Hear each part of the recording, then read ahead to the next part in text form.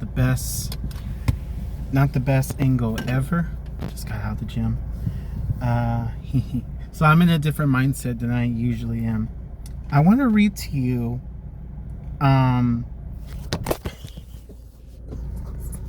I want to read to you some old not requests. How should I put it? Oh, this is a terrible angle. I think it's better. Okay, so this is from 2022, September 7th, of my song Clouds. I used to take all the stems from songs and my vocals and send them to people who could mix and master them to their best ability with a budget. And I used to be very theatrical about the way I described how I want the drums to sound, the synths, the vocals, etc., etc. I used to just be so... okay, let me just get on. Hello again. I sent you all the stems for the song, and I'm very excited. The main vocals are dry. There is no effects at all. It's completely bare. Vocal-wise, it's the main focus. I'll love it if you can correct the voice a lot. I sound good, but I want it to sound great. I want it to sound almost cinematic, like I'm asking for way too much for $100 budget. If that, I want it to sound almost cinematic, like, if that makes sense. Fine tune it perfectly. Okay, now it is doubled by an Auto-Tune version of the file. It's wait, what am I saying? Is there a way you can add an ambient feel? The goal for that Auto-Tune file is for it to be doubled with the main vocals without sounding weird.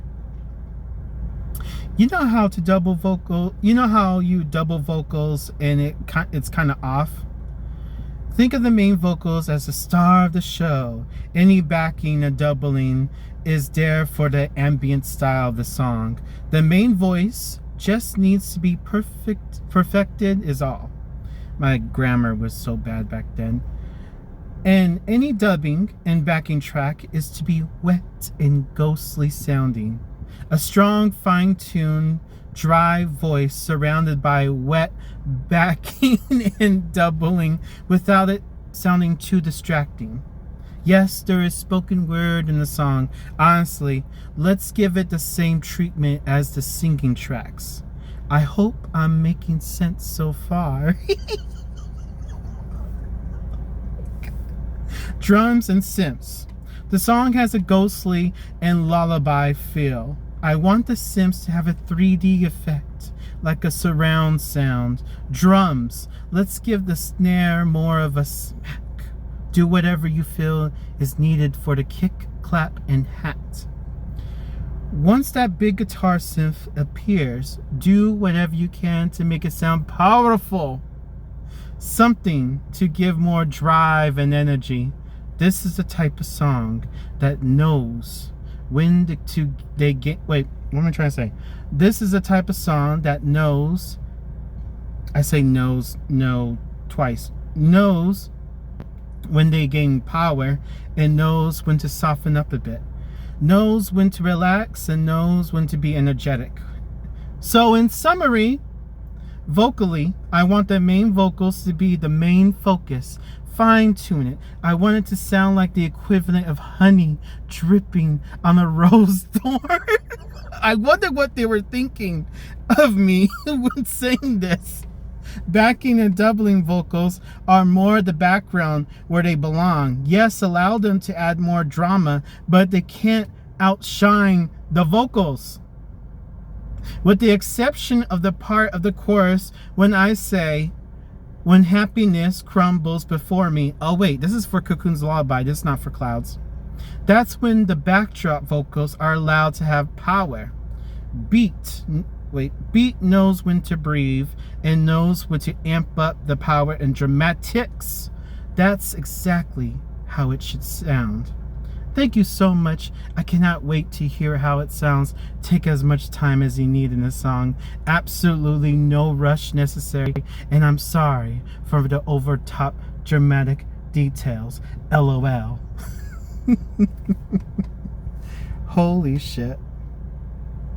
I think I am still that way. I think I'm still dramatic. You know where I got that from? With the way I used to describe how I want the music to be and describe how I want, you know, my requests to producers. I took inspiration from this Marlene Dietrich documentary. It used to be in English. Now it's just German. You can't find the English dubbed version of this documentary anywhere, and I'm still looking for it. The documentary is basically about how Marlene Dietrich used to want this glow-in-the-dark dress. A glow-in-the-dark dress that was impossible to make in the 50s. Impossible. Because the way she described it was just too, this can't work. Because certain fabrics at the time were not made yet for it to be possible. And certain electric, the wiring would be too distracting. And, and Marlene wrote letters to her designers pleading for this to actually happen. It couldn't be done at all, not at that time. But the way she described how she wanted it to be was the equivalent of how my emails used to sound. It's just, I don't know. I took in on that. See what I'm talking about when I say how I absorb my muses, but then I kind of put myself in, what I mean, my own lemon squeeze, my own twist to it. And that's basically what I was channeling at the time.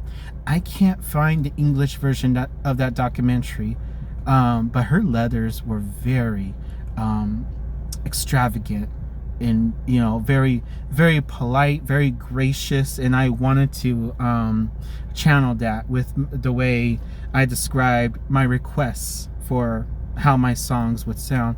I don't know what to call this video, by the way. I'm trying to think of a title for this one. I'm actually putting effort on these little teeny tiny videos. I'm sorry that the car is noisy. I'm sorry. I don't want to be here all hot and that was fun. That was actually very fun.